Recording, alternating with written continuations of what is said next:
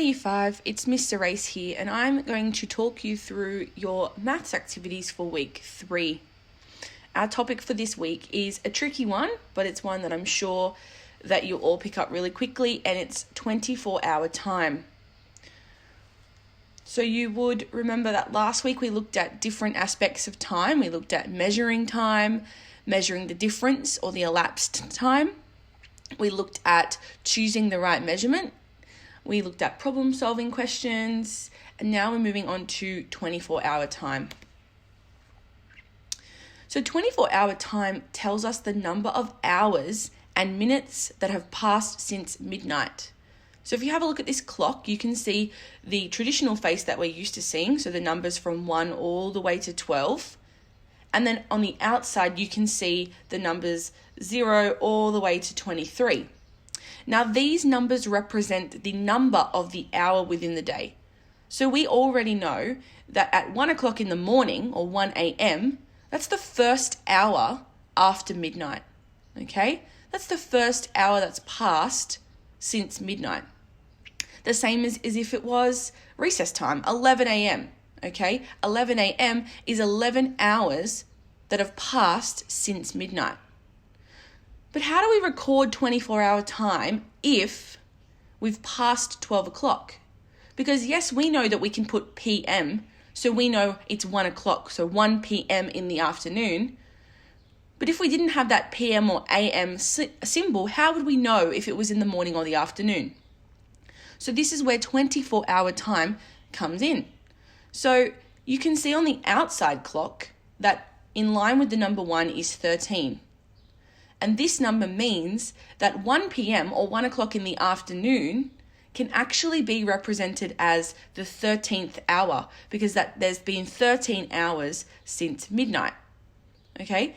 So if you have a look on the side where it has the 24-hour and 12-hour columns, we can see how the number or how the time is represented in 12-hour time and how it's represented in 24-hour time. So if we look in the morning, in the AM, 1 AM is still written the same way in 24-hour time. However, if we look at 1 PM, it's actually written as 1300 or 1300 hours. So this is a tricky concept, but if you use the resources that will be on your Google Classroom this week, they're going to help you understand how to write 24-hour time.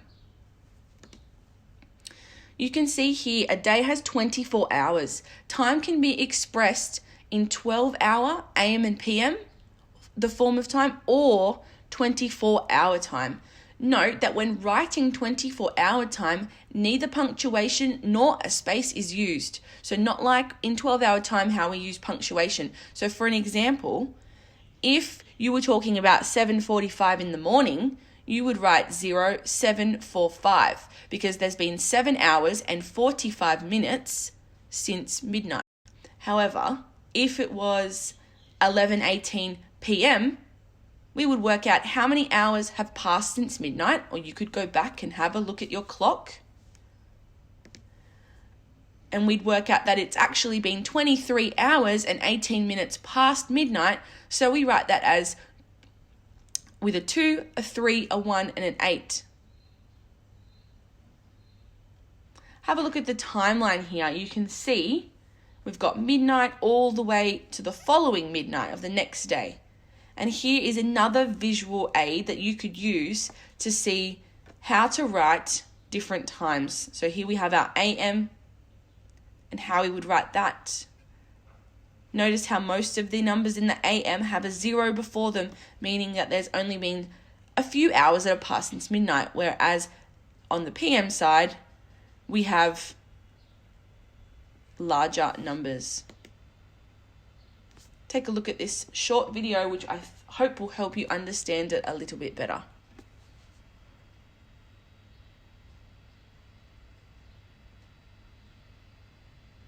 Timeline shows 24-hour time at the top and digital time at the bottom. It shows hour time only with no minutes. Look at the timeline. Can you see that 2 a.m. in digital time is the same as 02 in 24-hour time? When you write 24-hour time, you must always show the minutes. This is also said as 0200 hours. If 2 a.m. in the digital time is 0200 in 24-hour time, what would 2 p.m. be in 24-hour time? Let's use the timeline again to help. Reading along the timeline, we can see that 2 p.m. in digital time would be 14 hours in 24-hour time. This would be written as 1400. All right, so now we're going to have a look through our activities for this week so that you have a little bit of a better understanding when completing them. So on Monday, we have a maths talk. So the question we are asking you is, why do we use 24-hour time? And you need to create a poster sharing all your ideas, and then you can share this with an adult in your house. Now that's a big question. Why do we use 24-hour time? So you need to do some research, or you might already know some reasons why we use that kind of time. Typically during the day, we don't use that. We use our AM and our PM system and our 12-hour system. But have a go at researching or having a think about where you might have seen 24-hour time. On Tuesday, we have our Google Classroom activity, which you'll find in your Google Classroom workbook. And we are playing a game called Rolling for Time. You'll need dice for this game. Each time you roll, you need to write the number you get in the correct column. Next, write the time that it would be, then show that time on a clock. Finally, convert into 24-hour time. Copy and paste the arrow for your clock faces. This will make a lot more sense when you see the next slide. And remember, if you don't have access to Google Classroom, just do it on a piece of paper or in your workbook. So this is the table that you will need to complete. So you can see the first one has been done for you. So I rolled a 5, so I wrote a 5 in the first column.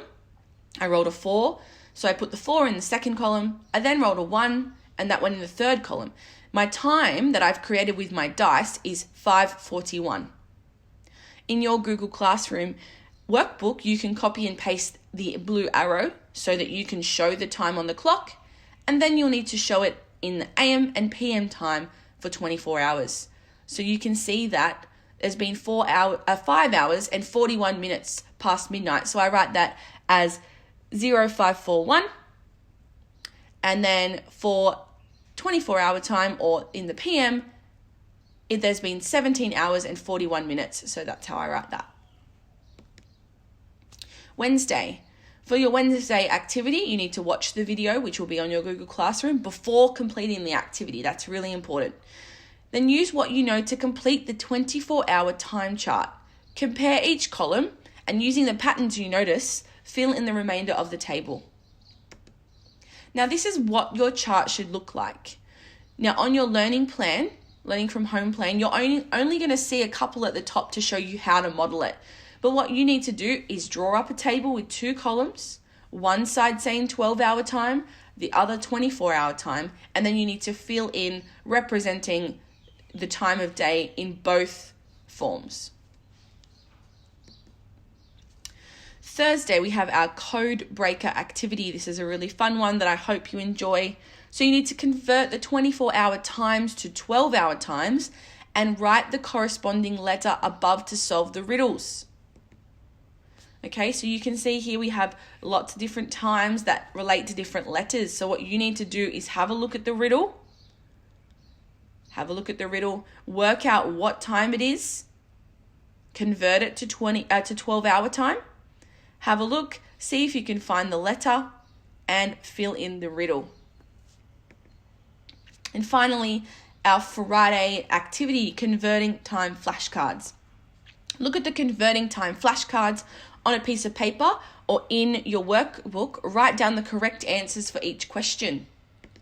Okay, so here are your flashcards. You can see that on each card there are 4 options that could be the correct answer. What you need to do is have a look at the clock, have a look at the question, that it's asking you at the top of the card, because they're all different. Some say convert to 24-hour, some say convert to 12-hour, and then you need to select which one will be the correct answer.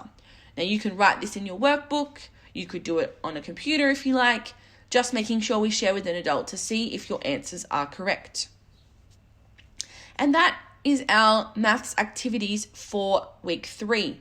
Now this is a tricky concept, but that's okay. There's going to be lots of resources that are posted on your Google Classroom, like posters and videos and other resources that are going to help you better understand how to convert time, how to read time, and how to understand 24-hour time as a whole concept.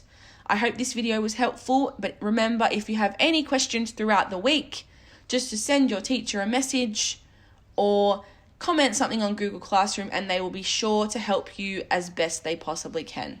Enjoy, and let's get learning.